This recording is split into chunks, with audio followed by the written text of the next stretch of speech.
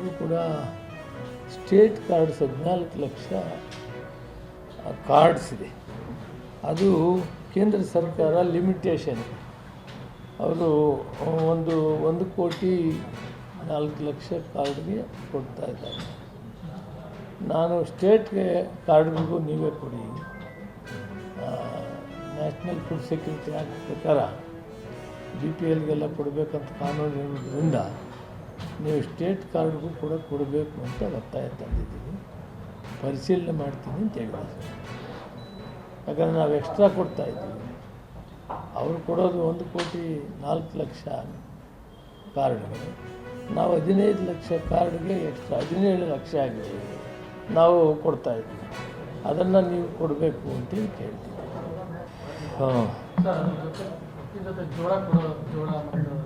ಜೋಳ ಹೆಚ್ಚಿಗೆ ಕೊಡಬೇಕಂತಿದ್ದೀವಿ. ಅದನ್ನು ಗೋಡೌನ್ಸಲ್ಲಿ ಸರಿಯಾಗಿ ಮೇಂಟೈನ್ ಆಗ್ತಾಯಿಲ್ಲ, ನುಸಿ ಬೇಗ ಬಂದುಬಿಟ್ಟೆ.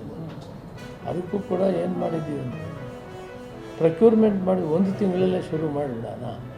ಪ್ರೊಕ್ಯೂರ್ಮೆಂಟ್ ಮಾಡಿ 3 ತಿಂಗಳಿಟ್ಟರೆ ಅದು ಕಷ್ಟ ಆಗ್ತದೆ, ನುಸಿ ಹುಳ ಬರುತ್ತೆ.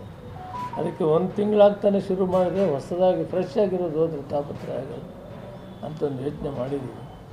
ಅದು ಕೂಡ ಅವ್ರಿಗೆ ಪರ್ಮಿಷನ್ ಕೊಡಬೇಕು.